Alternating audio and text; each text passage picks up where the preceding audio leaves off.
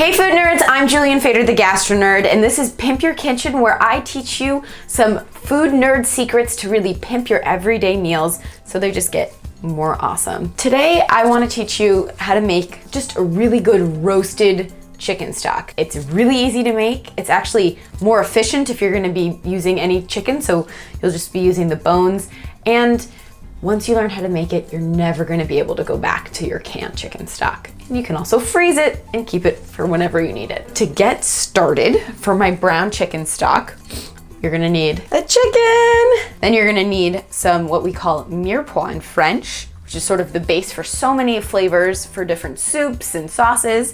And it's carrots, celery, onion, and garlic. To finish it off, we're gonna have some black peppercorns, a bay leaf, and a little bit of white wine. If you're ever gonna use chicken and you want the whole cut up chicken, why not get a whole chicken? It's gonna be fresher, it's gonna be cheaper, and then you get to use the bones. So I'm just gonna go along the wishbone. This is right in the breast and the top. And it doesn't have to be too pretty. And the idea is you just wanna kind of get to the end of this. It's gonna make taking apart the chicken much easier later. So that's your little wishbone. Now for the chicken stock, I'm only gonna use the bones and the less desirable parts. So I'm just gonna go around and just cut. First, I like to do the leg, and then you expose, this is the bone, and then what's called the oyster, which is sort of this little nugget of meat that's attached in there.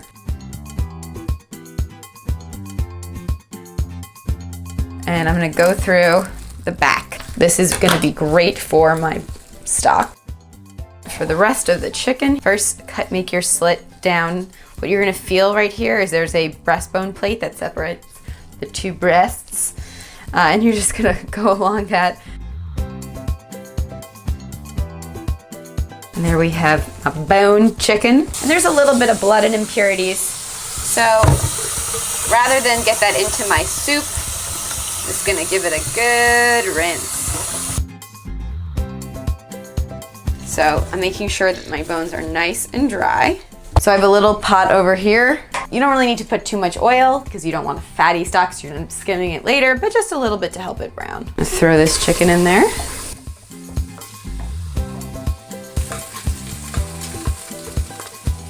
While my chicken is sizzling and browning away, I'm gonna look after my veg. Usually the ratio of how much vegetables to bones, it's 20% of the weight of the bones. But in this case, I like a rich vegetable chicken ratio. So I'm gonna go with about 4 or 5 small pieces of celery, a handful of carrots, half an onion, and a clove of garlic. The garlic you just have to cut in half. And in fact, for the onion too, it's just big cuts. As you can see, that's like the perfect golden brown. And wait until that chicken gets to be totally that color. Then we're gonna take it out, we're gonna throw in the veg, brown the veg, and then we're gonna throw in the water. Take out the chicken. In goes my veg.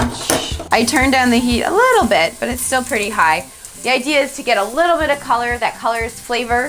And all this stuff on the bottom, those little brown bits, those are called souks. That's where all the flavor is living, and that's why we're gonna use that white wine, and that's gonna infuse it into the stock. I'm gonna add the chicken back with all those juices. Now I'm gonna add a little bit of white wine, about 1/4 of a cup, obviously depending on how much you're gonna use, you can put more. This is gonna really cook off. What it's doing, it's gonna deglaze all those brown bits at the bottom that are so flavorful and wonderful. Because wine has some acidity to it, it's gonna cling to any of the impurities, and it's gonna help those impurities rise to the surface. So when we skim it later, it's gonna be a clearer, better stock. Meanwhile, I'm gonna fill up some water, and I'm putting cold water into the stock. There's a few commandments. 1, always add cold water to your stock. 2, never cover your stock. And 3, never boil your stock. Then I'm gonna pour my cold water in here. So if we look at my chicken stock, it's just, remember I said never let it boil, but it will come up just to a boil, so I'm turning it down now. And see how all those impurities have really just come into one place.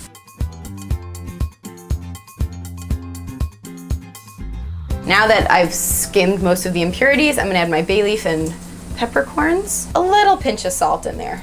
Basically with stock, the longer it cooks, the more the natural gelatin in the bones breaks down and it goes into the stock, so it's richer, it's more flavorful, and just the body of it is better.